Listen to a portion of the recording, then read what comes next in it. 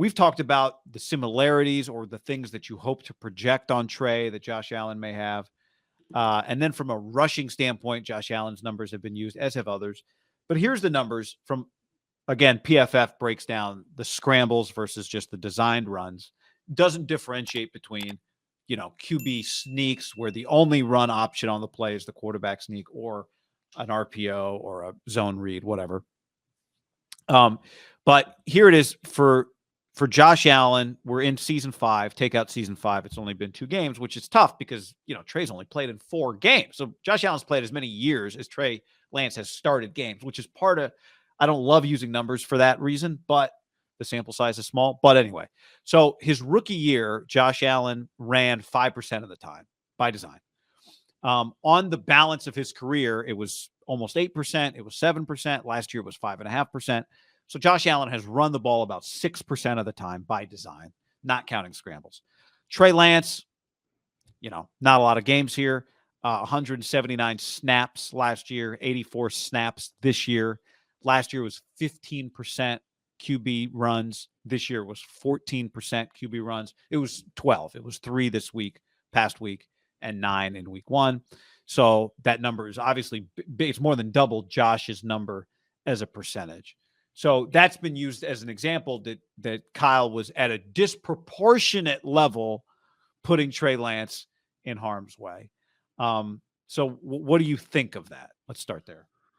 Well, the recent numbers, like the last year or even the last 2 years, Josh has become a potent thrower of the football. Wouldn't you say? I mean, last year he was an MVP candidate.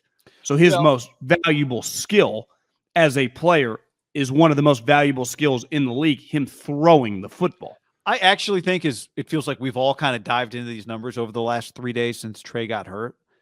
One of my takeaways reading it is like, if I were a Bills fan, I would kind of wonder out loud, my guy is such a good thrower. Do we need to do this stuff with him? Or can we kind of leave that stuff behind, only break it out when we really have to? I remember Justin Herbert's year at Oregon, not to get us too far off track here, but I think Marcus Arroyo, the offensive coordinator, Mario Cristobal, they've got a little heat at the time because they weren't really using Justin Herbert. People felt like they weren't using his skills. But what they did, if you might remember this, John, in the Pac-12 championship game against Utah, all of a sudden they started running him. So they kind of kept that back because they didn't want to. He'd been hurt a couple times. They didn't want to get him hurt. And then in the title game, when the championship was on the line, all of a sudden here came Justin Herbert RPOs out of nowhere. Justin Herbert bootleg runs out of nowhere. And it changed the whole game. They won the championship because of that. Didn't they win the Rose Bowl with him running in a touchdown? Yeah, they won the Rose Bowl with him running also on a touchdown. You're right. So I know I'm taking off track from Trey here, but I actually have kind of thought, if you're Josh Allen, if you're a Bills fan, like, man, Josh is such a good thrower. Is this really necessary? But anyway, keep going. Yeah, I'm not. If your quarterback can really throw, that would be something to bring up. But I think my Jalen, thinking of guys like young Lamar, running the football is going to be one of their more potent skills when they are working out how to throw the football at an NFL level. And I think that was question marks for Josh too early in his career. I would say he proved by the end of his second year. Now he got to play a lot, like you said. He started immediately, gets to play, gets to work through it. They went 6-10 his rookie year. This gets back to these games mattered, and they just lost. Like, part of this, the context of this was like, what just happened the previous week? 19-10. They scored 10 fucking points. And well, why did they struggle? Well, once Elijah Mitchell got hurt, what could happen? They couldn't run the ball, and then they had to throw. And what happened? Couldn't really throw. It's like, well, it was a driving rainstorm. Well, the other guy threw 2 touchdowns. Well, MIDDLEKAUFF, one play was a broken play. Well, yeah, he pulled the play out of his ass. That's part of the quarterbacks. Josh Allen does it. Mahomes does it. Justin Herbert does it. Lamar or Kyler. Part of being a potent athlete at the quarterback position is being able to pull things out of crevices of your body. I mean, that's why you get drafted really high. Ultimately, I'm as big of a Kyler hater as there could be. I will never dispute that guy doesn't terrify you 4th and 1 game on the line. What happens? He beat you. That stretch of plays the other day to score the touchdown with his legs and then the 2-point play is like. Well, did you see the stat on the 2-point on the play he made with his legs? The best part is there's also delay a game in the middle of. I know, but he ran 89 yards on that play. The play where he got out of the Max Crosby. I heard someone say it was 20-second play. All I know is it doesn't feel that long, but it was pretty long. I saw a clip that was like if Pat Summerall and John Madden called this play. It was Caliendo. I just think part of the issue is you and I, we talked about this yesterday and we ended up not talking about it. We were going to save it till the day. It's like the word I keep seeing is stop running quarterback power. They have not been running quarterback power. Quarterback power or quarterback sweep is a design. There are no other options, right? When you run sweep or a power to a running back, you're handing the ball to the guy. Outside zone, right? It's a famous Shanahan play. There's one option in that play. Quarterback runs, hands it off, he stretches it and picks a lane. They are running zone reads where there are several options. And that is my guy, on the internet streets yesterday, a lot of bullets flying as I'm being sarcastic. And my guy PFF Steve, former Giants minor leaguer, Alazolo, he's like, wait, are people actually making a big deal about this? And I was like, well, people would be strong on social media streets, yeah. And he's like, for running read option counters with the quarterback, like do they watch the NFL? Because Kyle's been pretty defensive with this, right? The last two. Yep. Do you guys watch football? And I do agree. Like, are we not watching these fucking games of these running quarterbacks? How do we keep asking these questions? Because also, Trey is choosing to keep the ball, which I'd argue a couple times wrong decisions. Like, I think you and I were just talking about one thing that was bullish on Trey with his North Dakota State offense is they ran a lot of zone reads, and he was very confident with it all. And then you watch him in the NFL, it feels like he's yanking the wrong time. He's doing this, he's doing that, when he should be, the defensive end, he's reading that guy. Well, part of it is being instinctive. We talked about this the last couple of days, having a feel. Well, yeah, I should not give here, but no chance this guy touched Ray and he walks into the end zone. You watch Jalen. How often we sat down with Sirianni, and Sirianni's not even calling the plays, like his other little minion kind of. No, Gannon's a defensive coordinator. They have some other offensive coordinator that I've heard is pretty good. But when you run a zone read play with Steichen. Yeah. People are like, this guy's a stud. With Jalen, or I think if you ask Harbaugh with Lamar, just the zone read concepts from the moment they got there. How often does he not make the right decision? And even when you've coached him to do something, does he make the right decision? You're like, he shouldn't have done that, but he knew and it worked. Because part of football is, I don't know, make a play. Isn't that one thing coaches always say? Listen, this is the construct of the play, but sometimes we got to adapt on the fly, not be a robot. And it felt like, which I understand, he's so young, everything was going so fast. And the decisions on just the zone read, which for a lot of these guys, Kyler, Lamar, obviously Jalen, we've talked a lot with Kaepernick, it's the easiest part of the sport for them. Like their deal is like, I got to become a better passer, I got to be a more accurate passer, but that, I can hang my hat on that early on and we can build off that. Then Kyle tries to do that and everyone freaks the fuck out like he's got Peyton Manning. It baffles me. It honestly makes no sense. You're using all these stats. It's like, well, run up the gut. No, he's choosing to keep. And on some of these, he's making the wrong decisions. So it's like, what I would be fascinated, they will never say this. And it feels like we're being so negative on the guy. We're just acknowledging that it was not going as hopeful as the projection, as smoothly with the basic element of what we thought was going to be his game, just the zone read stuff. We all knew the passing. I mean, it's a work in progress for most guys. Last year, Trevor Lawrence was all over the map. Like, no problem with that.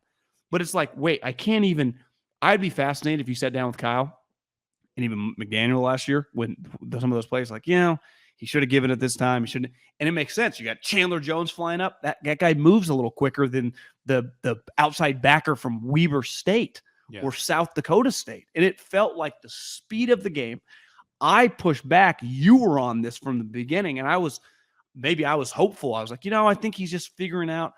But you realize when you're playing playoff level games and every game for the Niner matters, you can't, the kind of pitter pattering, because that is one thing these other running quarterbacks, it never feels like Kyler or Lamar. From the moment they started playing, even Fields running around. Like the one thing they immediately have is just like their athletic ability and their speed. And that's where everyone's like, well, he's not as good of an athlete as those guys. Well, that was what was promoted. That's where I think this whole thing's kind of becoming limbo. We watched his college tape. His college numbers are productive as a runner. They're very good as a runner. But I think a couple things I'll push back on or respond on.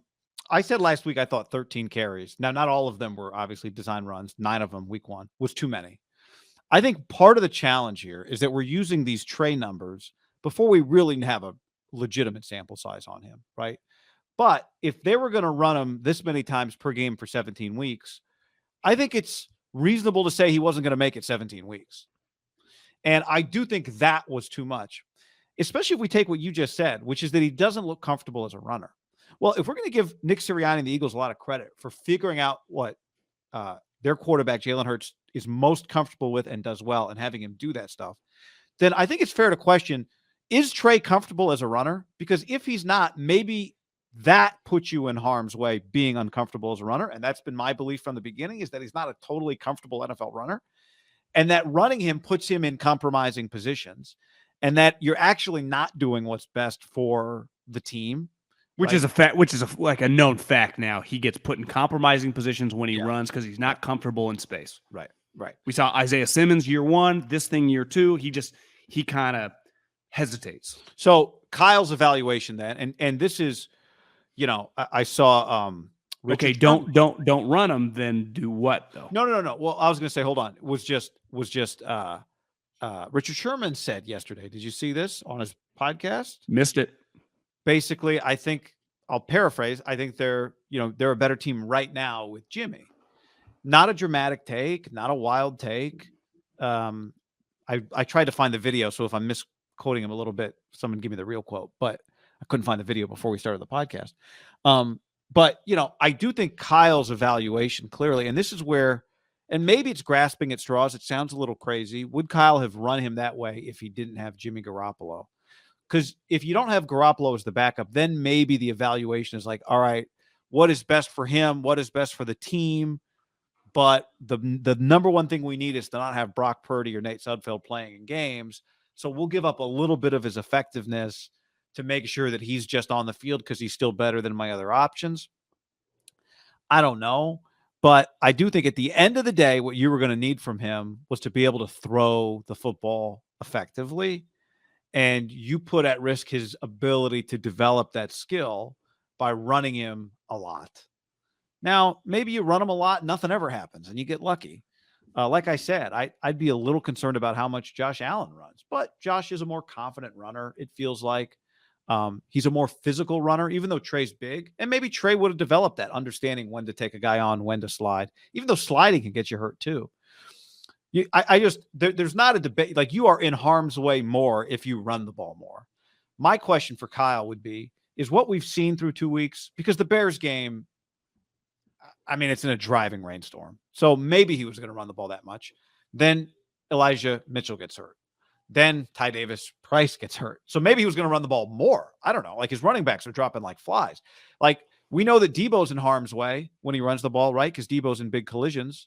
Although I know Kyle said the other day, Debo's in big collisions everywhere, which I thought was kind of bullshit until I saw Debo get chased down from behind and somehow end up in a head-to-head collision. I'd never seen that before. He ended up in a head-to-head collision in the Seahawks game. Well, him and Kittle are the same. He instigated that collision. He lowered his shoulder and said, "I'm going to fuck you up," and it's the reason we love that dude. Yeah. But on that play, as someone around the Niners told me, Debo never should have got the ball. Trey should have kept. He made the wrong decision. Now, did he?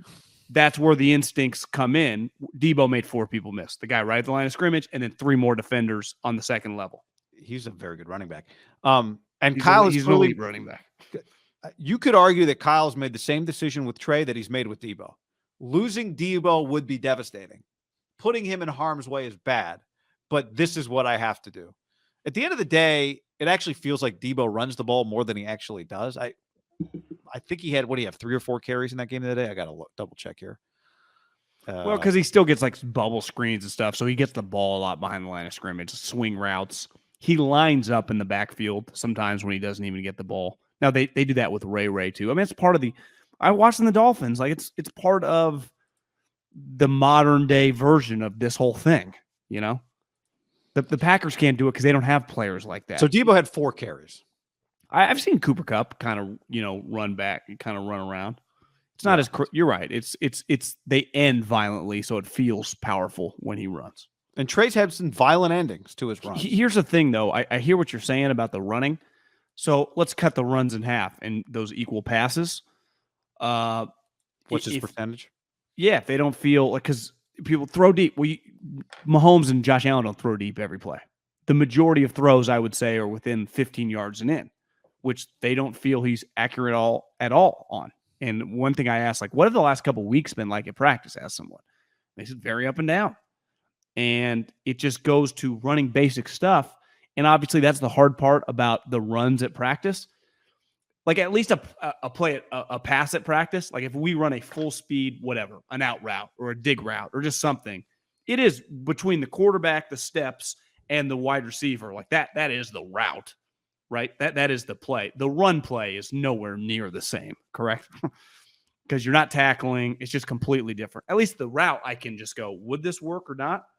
Because the passing game is much, and it's like, hey, there's not corner one-on-one coverage. Just kind of each kind of tackle fall down. It's much more transferable than the run game. And I think in your mind, you go, this is what this guy's done before. He's comfortable with it. I hear you. He does not look comfortable with it. But what else were they going to do? Because we just saw when they score, and this is what I keep getting back to, when they score 10 points and the passing offense looked like a joke. Well, it was a driving rain monsoon. Fields made plays in it, man. He just did. I mean, it was his percentage at the end of the day. Not great, I don't think. But I'm just saying he pulled a couple plays, and you're like, well, broken plays out of his butt. Well, he did. And that's why we're drafting these guys high. I think it's fair to say that Bears game is if we had 17 games, we'd throw that game out statistically. Right. We just don't have 17 games. We got 4 starts from Trey. Right. I agree to a point. Ultimately, 10 points against one of the worst teams in the league. I get it. I do understand it. But I do think you could easily make the case that even though clearly Kyle's argument was like our best chance to win is to use Trey as a runner, which I understand. I don't think it's crazy. But I also think you could make the point that were you going to really be a championship team? Trey is not the runner that you use Colin, right? That Colin is. Were you going to be a championship level team, or was your best chance to try and get him up to speed as a thrower as quickly as possible? I think we can. Not that you can't do both. I mean, you can get him up to speed as a thrower while also running him. Listen, we're arguing this. Yeah. Not you and, but I'm just saying. Oh, we are. I'm just trying to be fair to the whole conversation. This is just an ongoing conversation. I think the only thing that actually matters is the coach did not believe in this guy. We saw it last year, and we started seeing it again this year. Correct? And that to me, I think we need to do a better job of asking why. Like, why? Yeah. It's like, because everyone's like, have him throw more. Why doesn't Kyle Shanahan? People keep fucking acting like this guy's the village idiot. We all acknowledge he's one of the best offensive coordinators in the league and has been. His own players say that. They've had a ton of success, won 4 playoff games in 3 years, yet he is not comfortable with having him throw short routes, intermediate routes. What about the Texans game? Yeah, when he hit one big play that Kyle schemed up for Debo over the middle, they were down 7-3 at halftime to a 4-win team. They were getting embarrassed. Like it was a problem. He made some plays in the second half, but people act like he threw 4 or 5 touchdowns in that game. He did not. I wish this guy was good. I wanted him to be awesome, but for whatever reason, the head coach did not believe in him. Did not. Why? Well, because I mean, let's also acknowledge the head coach. When I say didn't believe in him, doesn't believe in Jimmy at the end of the first half of the Super Bowl against the Chiefs. But it's understandable. Like Jimmy's got limitations. Yeah, but we had a lot more game data on Jimmy. I think let's not ignore the fact that we all agreed last year that the number one thing Trey Lance needs to do is play in football games, right? These practices that we went to, and he did some great stuff, and he did some highly questionable stuff. No one can hit him. No one can tackle him. I just don't know why more rumors about like an unnamed player like thinks we should let it rip with Trey. We're not like, it's kind of weird. None of that stuff ever happened. That players weren't. Well, I mean, nothing gets rumored when it comes to the Niners for the most part. Yeah, but I mean, a lot of rumors been coming out about the Jimmy thing for about a month now. What rumors about the Jimmy thing? Like that they'd be better off with Jimmy Garoppolo. That's kind of been a running theme. Yeah, I mean, a lot that rumors came out Sunday when Silver wrote it. I feel like that. Weren't we talking about that in camp? There was a story that one player said something in the offseason to somebody. I wouldn't say there were. I mean, we were all kind of wondering, do they feel that way? I don't think there were like an unnamed Niner player week 1 of camp thinks they'd be better with Jimmy. I don't think we quite had that. I think we were all thinking like, certainly that's a reasonable thing for people to think, right? I'm just saying one of the reasons Kyle may not have believed in Trey is because Trey didn't have enough time to really prove to Kyle that he was worthy of belief. I'm just trying to keep it as like, I think we can be as conservative as possible and still reach the same conclusion without saying, Kyle definitely didn't believe in the guy. Well, but I agree. I mean, I go back from a play calling standpoint. Someone could go check my tweet, the timing of my tweet, like right after Trey got hurt. Like he did believe his best chance to win was to run him. More than other quarterbacks have been run before, right? Yes. He did believe that. And I think part of his calculation was the risk is worth the reward because I think this is the only way to win. Now, here's the one other thing I'll say before you jump back in is we don't have proof that Kyle is right about that because Trey only played 2 games. We don't have proof that Kyle was right, that this was the only way to win with Trey. I do understand why he felt that way, but we don't have proof that he's right about that. Facts. And I'll be the first to say coaches get things wrong. But my point is he did not believe in him. And it didn't feel like that there was a mutiny coming of the group saying like, this guy's getting screwed, i.e. the team. I think felt like the team was in agreement with Kyle. Like, we got to kind of ease this thing in. And using the Jalen Hurts example is like, it's worked for the other team of like run heavy. Now, like you said, he's a much better runner.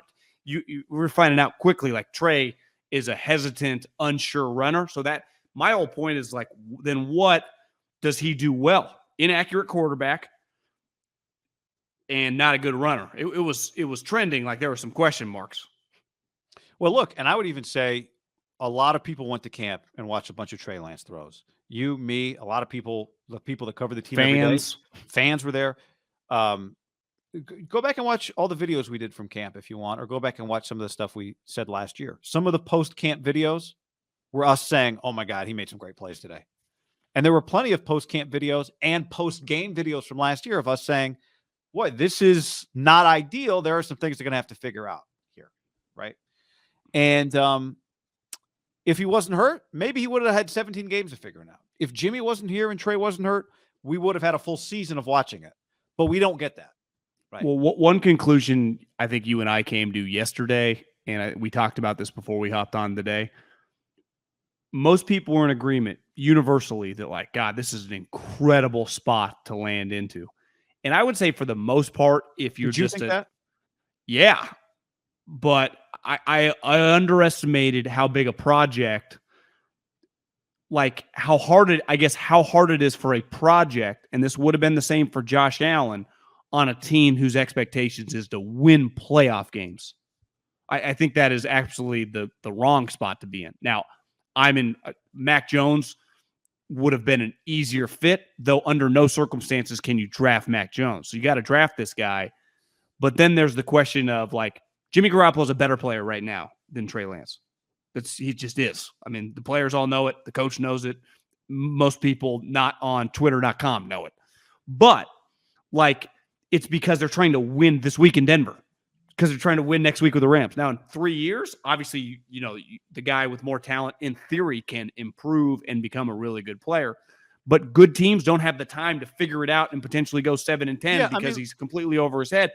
It's really, really difficult to have, like, Kenny Pickett this year. It's like, well, he's played 5 years, whatever. Honestly, the Steelers are insane. Just put him in, see if he's got something. He's actually ready to go. He's taking a couple of snaps. Maybe he's not good enough. Who knows? But at least experience-wise, he might be ready. Like, it's hard to have a project with a team that's this good. And it was, I think, universally thought of the other way. And now it was easy to see, like, yeah, this was going to be a problem. Because you know what? 19-10. We just saw it week 1. 19-10. Dwelly wide fucking open. Airmail. Now, Jimmy does that too. Yeah. But it's just that is just not acceptable. It was. I don't think this is about. I think to make it about the Bears game is a mistake. I know, but my point is, that symbolizes a team. You're a 7-point favorite. They're one of the worst teams in the league. You should kick their ass, and you lose 19-10, and everyone's. But furious. they've lost that game before without Trey Lance. Jimmy's lost some version of that game before. 100%, but it's different when the guy has a little equity and a guy like, could we just lose a lot of these games? But it's not. But it's not proof that they were going to lose those games. 100. No one's saying we could this. end It's up all in unknown. We could end up in a playoff game with Jimmy Garoppolo this year, where all of a sudden they need the thing that Trey Lance has, right? Guy could happen this week. We can watch them play a game and go, "Oh my god." This is independent from Jimmy's like talent. This is more based on like, could they go like 3 wins on the road this year? Because Trey is just completely overwhelmed. We should remove Jimmy from it. That's right. Because Jimmy didn't just take his job. Trey got hurt, and that's why Jimmy Garoppolo was playing. Trey Lance didn't get benched. So let's remove Jimmy from it for a second. There was development that had to happen. I don't think that's debatable. I think that's debatable. Although Wheelie on the stream says we need a third white guy and a snapback to settle this debate. That's a very funny comment. If you're listening to the podcast, both snapbacks backwards. Actually, we're both wearing white after Labor Day. Never subscribed to that. But you go back to the what I said earlier, because somebody tagged us in a Josh Allen video today of Josh Allen throwing the ball all over the place his rookie year. And I went last week before this game and watched Josh Allen's first start and Patrick Mahomes' week 1 start, his first year that he took over after Alex Smith, not the week 17 game. And they looked different in that game. They looked different. Patrick Mahomes, they both actually looked, I thought Mahomes looked comfortable. He just had Tyreek Hill to get the ball to. I actually thought Josh Allen looked reasonably comfortable, but he was missing throws all over the place. Just fucking rockets. Just like a 2-year-old trying to learn how to pee, just missing the seat left and right. It was all spraying all over the place. So he has gotten better. But what's funny is, Josh right now is like 78% or something. He was 63 last year. It's not like Josh Allen was one of the 10 most accurate throwers in the league last season.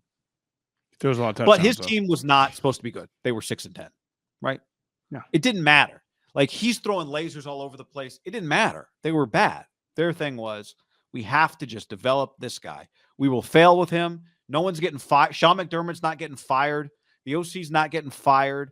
No one's getting fired over Josh Allen year 1. Brandon Beane's not getting fired.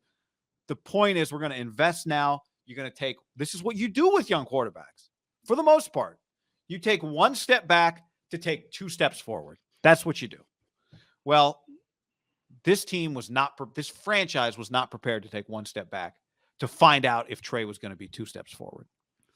I think they were hoping he would be. Actually, they were prepared to do it. They were going to let Jimmy go, and that's what they were going to do. But I also think they were hoping he'd be a little further along in the games. And I don't think the coach, you're right. It's an unknown. The coach feels that he's not. I think it's supported. And I think it's supported by the players, which that sometimes it's a split there. We agree on this. I think it is supported by a lot of what we've seen since Trey got hurt. I think it's supported by what we saw with our own eyes. Yeah, my debate here today is not that Jimmy doesn't make them a better team today. It's simply, I do think we have to acknowledge that running him that many times put him in harm's way. Now, the counter to that, which is the point you're making, and the point I made on Twitter the other day, so I'm not even on the opposite side of this, is that might have been the best way for them to win. And Kyle's play calling tells us that's what he thought. Doesn't make him right, but that's what it tells us. Now, here's what I would say to Kyle. It's like, Kyle, don't do it with Jimmy on the goal line unless it's going to be a sneak. Stop. Yeah, I would also say, if Trey is not a confident runner, I think we would have to immediately, like if he's just going to be an average to below average runner, which he kind of look like, we are going to have to dramatically lower the ceiling on him as a player. Well, I mean, at the end of the day, what you want is not the guy whose best skill is running the football. No, but his running skill was pretty average. And most of the great players who are big-time athletes dominate both. But it's part of what I loved about him coming out is that I felt like he didn't look to run. He looked to throw. That's what I wanted. As a but his runs, he was a good runner. No. I understand. I'm just saying, like, it was a plus to me that him running the ball wasn't, his athleticism to get out of trouble. Like, that's ideal. Jimmy, how many times Jimmy just can't get out of it? It's not about Jimmy. You want a guy that can get out of it, or you just want a guy that gets rid of the football. You know what was weird? I thought this, and I didn't say this Sunday, and I'm like, well, maybe I didn't really. I got to watch the game again, that type of thing. I thought the offensive line blocked better, and then I had the game. Sunday Night Football was on, and then I see our guy Feldy with Dante Whitner on after Sunday Night Football on like NBC, Yeah. and Dante's like, I thought the offensive line blocked better today. It just made me wonder, something to watch for. This isn't a take of mine, but is the ball coming out faster with Garoppolo, and does that make the offensive line look better? Always a knock with Russ, right? Everyone shits on their offensive line. He's doing pirouettes and 360s back there. Again, I'm not comparing the two situations, but it's just I think sometimes running quarterbacks can be a challenge for an offensive line. It can be. I remember with quarterbacks. Remember there was the play we were doing a radio show. Hard to remember, but I think Joe Staley was on. Maybe it was post Colin. Remember there was a play where Joe Staley gave up a sack. It was Colin against the Falcons. But was Colin still? It must have been post Colin that we did the interview with Staley. Maybe it wasn't. It was Colin's play. It was what? It was Colin that got sacked. No. What I'm saying is, was it after Colin Kaepernick was gone that we had this conversation with Staley? No, it was the day after the game. And he gave up a sack. But the problem was, you asked Staley about it. Colin didn't step up in the pocket. So Staley's blocking this guy back. And Colin's going back. And Staley doesn't think the quarterback's there. Now, you can go also find our takes on, Trey and this offensive line. I thought this offensive line would have some problems, and it'd be good that Trey Lance was the quarterback because of his mobility. So whatever. I took us off track there because of just a thought. But, maybe we know that Jimmy Garoppolo is not the ideal quarterback. That we know. And we know that Trey Lance had a lot of the physical traits that you want. But the two best quarterbacks... Not a soul is saying that Jimmy Garoppolo is like some star. It's just that currently, whether you're Richard Sherman, whether you're Sean Payton, he's currently better than this version of Trey Lance in 2022 pre-ankle injury. That's all anyone's saying. I think that's... We need to put it... I think a lot of people that are getting mad, people are acting like Jimmy is everyone's excited that like Jimmy's going to like be some savior, like he's some dominant player. No, people I think his own team thinks he'll be a savior just because he's better than what they had playing quarterback, who they feel just was handed the job because he was drafted high, not because he earned the job, because he would not beat this guy out, which we've all acknowledged as a fact. Yeah, and we've also acknowledged that for them to have any chance with Trey, he would have to play to get better. Right? Exactly. Like the odds of Trey Lance becoming a all-pro are better than Jimmy Garoppolo's odds. And I think a lot of people, including myself, thought that they'd get to a 10 or 11 wins just with him. And I changed that opinion through training camp and definitely throughout the way that I saw the coach. Ultimately, it was the way the coach was going to use him. Like he wasn't going to pivot and just start running some 4 wide with Trey and shotgun. Like that wasn't coming. I still thought they could be a 10-win team with Trey, but it was going to have to kind of be that way, and that made me uncomfortable for his livelihood and for the big picture future.